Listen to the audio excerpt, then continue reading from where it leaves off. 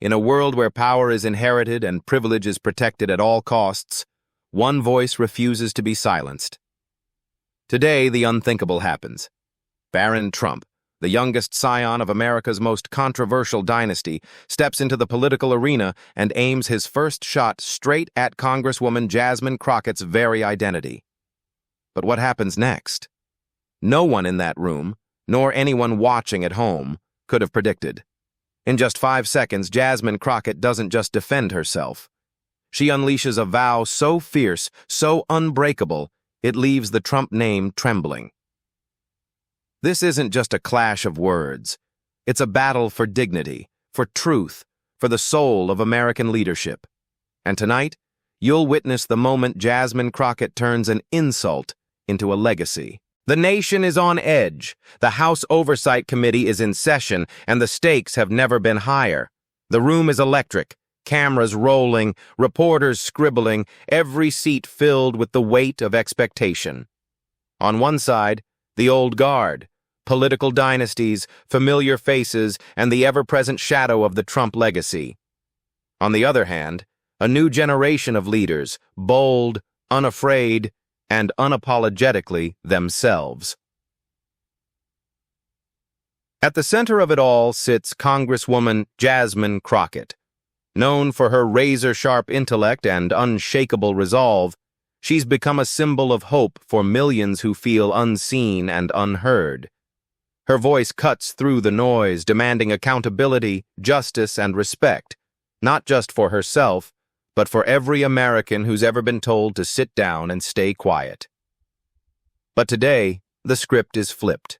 For the first time, Barron Trump, long shielded from the public eye, steps into the spotlight. He's here not as a child, but as a young man, eager to prove himself and defend his family's name. The world watches as he takes his seat, his presence a living reminder of the privilege and power that have shaped his life. The tension is palpable. This isn't just another hearing. It's a collision of worlds. Inherited power versus earned respect. Legacy versus lived experience.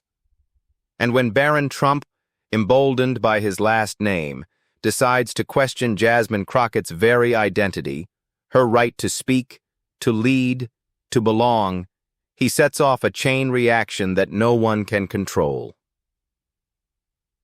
For Jasmine, this moment is more than personal. It's about every woman, every person of color, every American who's ever been told they don't fit the mold. The room holds its breath, waiting to see how she'll respond.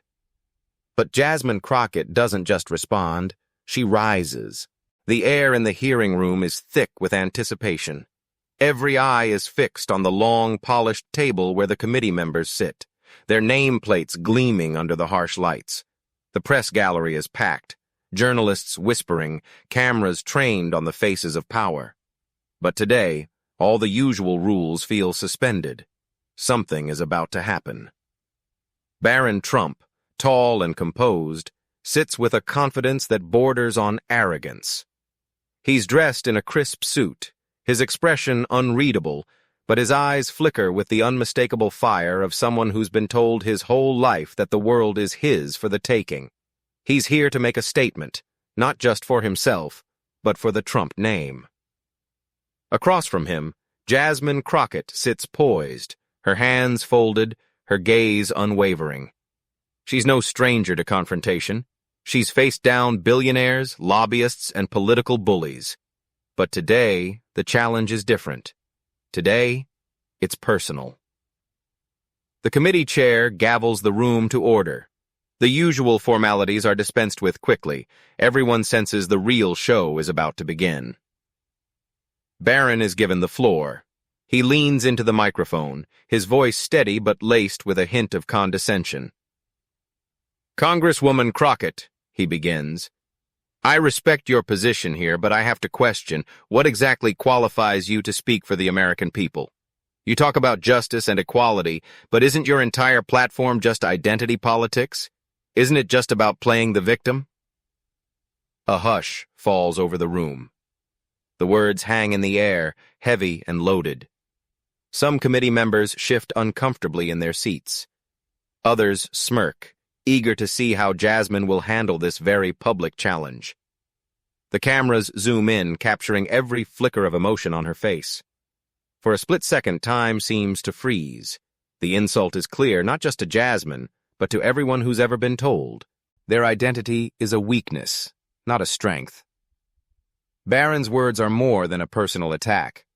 They're a shot at the very idea that America's diversity is its power. Jasmine's supporters in the room were tense, their eyes darting between her and Barron. On social media, the moment is already trending. #Crockett vs. Trump. Identity matters. #hear her roar. The world is watching, waiting for Jasmine's response. But before she speaks, the tension ratchets up another notch. Barron, sensing the attention, doubles down. "I mean, let's be honest," he continues. "Isn't it easier to blame the system than to actually work hard and earn your place? Some of us don't get to hide behind labels. We have to prove ourselves." A few gasps ripple through the room. Even some of Barron's allies look uneasy. The line has been crossed. This isn't just political theater anymore. It's a direct challenge to Jasmine's very existence, her journey, her right to be in that seat. Jasmine's eyes narrow, but she doesn't flinch. She's been here before, on the receiving end of dismissive glances, coded language, and outright disrespect. But she also knows that every second of her life, every battle she's fought, has prepared her for this moment. The chair turns to Jasmine. "Congresswoman Crockett, you have the floor." The room goes silent. The world holds its breath. Jasmine Crockett is about to speak, not just for herself, but for everyone who's ever been told they don't belong. Jasmine Crockett sits perfectly still for a moment, letting Barron's words settle in the air. The silence is electric. Every camera, every phone, every pair of eyes in the room is locked on her. She doesn't rush. She doesn't flinch. Instead, she leans forward, her voice calm but carrying the weight of generations.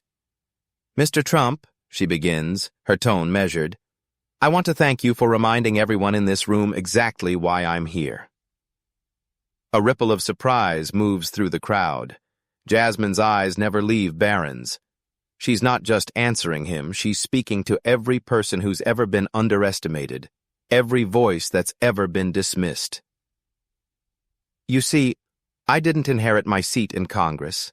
I didn't get here because of a last name or a family fortune. I got here because I fought for it. I got here because I refused to let anyone, no matter how powerful, define my worth or my identity." She pauses, letting the words hang. Barron shifts in his seat, suddenly less sure of himself. "You talk about identity politics as if it's a dirty word, but let me tell you what my identity means. My identity is the story of a black woman who grew up in a country that told her she was too loud, too ambitious, too different. My identity is the story of a daughter, a sister, a community leader who watched her neighbors get left behind while the privileged few got richer and richer." Her voice grows stronger, more resolute. "My identity is not a shield. It's a sword. It's what I use to fight for justice, for equality, for every single person who's ever been told to sit down and be quiet. And I will never apologize for that." The room is silent, the tension almost unbearable. Jasmine leans in, her eyes blazing. "You say you have to prove yourself, Mr. Trump? Let me tell you what proving yourself looks like. It looks like working 2 jobs to put yourself through law school. It looks like standing up to power even when it's dangerous. It looks like walking into rooms where no one looks like you and refusing to shrink." She turns to the committee, her voice ringing out. "I am not here because I played the victim. I am here because I survived. I am here because I thrived. And I am here because I refuse to let anyone, no matter how wealthy, no matter how well-connected, erase the truth of who I am, or who I represent." She fixes Barron with a look that could cut steel. "You want to talk about hard work? Try building something from nothing. Try fighting for every inch, every opportunity, every single day. That's what millions of Americans do. That's what I do. And I will never let you or anyone else diminish that. A murmur of approval ripples through the room. Jasmine isn't finished. You see, Mr. Trump, you can insult my identity all you want, but you can't take it from me. You can't erase my story. And you sure as hell can't stop me from fighting for what's right. She leans back, her voice dropping to a powerful, unwavering vow. So here's my promise, not just to you, but to every person watching. I will never back down. I will never be silent. And I will never let the next generation believe that their identity is a weakness, because it's our strength, it's our power, and it's the reason we will win. The room erupts, not in chaos, but in a wave of respect. Even those who came to criticize can't help but feel the force of Jasmine's words. Barron Trump, for the first time, looks genuinely shaken. He glances down, searching for a comeback, but there's nothing left to say. Jasmine Crockett has done more than defend herself. She's turned an insult into a rallying cry. She's made it clear her identity is not up for debate. It's her superpower. And in just 5 seconds, with a vow that echoes through the halls of Congress and across the country, she's shattered the myth that privilege always wins. The silence that follows Jasmine Crockett's vow is almost sacred. For a heartbeat, the entire room seems to pause. No one dares to move. No one dares to breathe. Then, as if on cue, the energy shifts. A single clap breaks the tension, then another, and suddenly the hearing room is alive with applause. Some stand, others simply nod in silent respect. But the message is clear. Jasmine's words have landed with seismic force. Even those who came in skeptical, staffers, reporters, and even a few committee members find themselves moved. The usual partisan lines blur, if only for a moment, as people recognize the raw truth in what they've just witnessed. Jasmine hasn't just defended herself, she's spoken for millions. Barron Trump, who moments ago sat with the confidence of inherited power, now looks stunned. His carefully rehearsed lines, his practiced composure, have been dismantled in front of a national audience. He glances at his notes, but the words seem hollow now. The cameras catch his reaction, a flicker of embarrassment, a flash of uncertainty.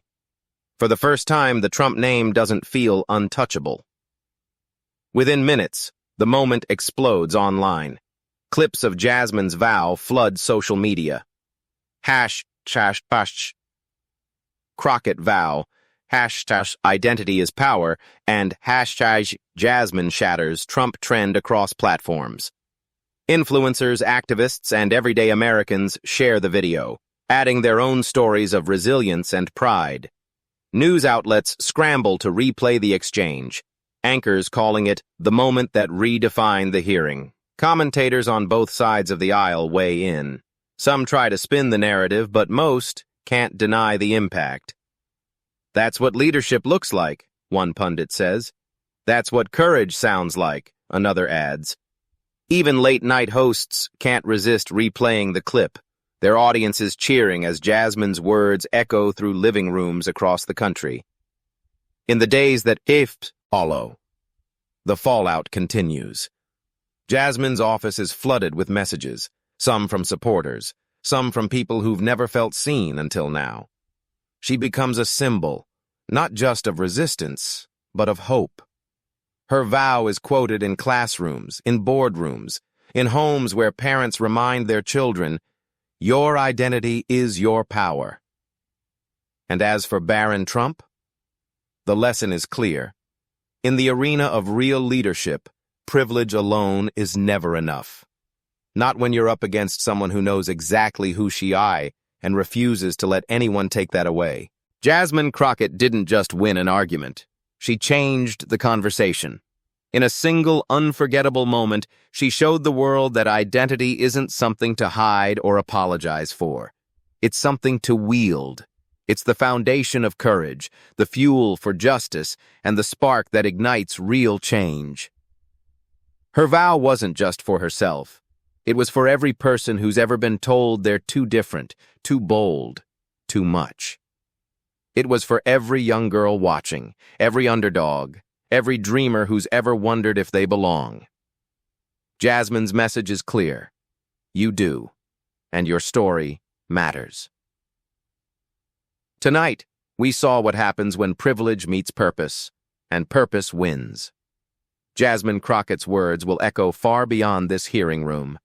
They'll inspire, they'll challenge, and they'll remind us all that the fight for dignity and respect is never over. If you felt the power of Jasmine's vow, don't let it end here. Share this video. Subscribe for more moments that matter. And most importantly, carry her message with you. Never let anyone define your worth. Stand tall, speak out, and remember, your identity is your superpower.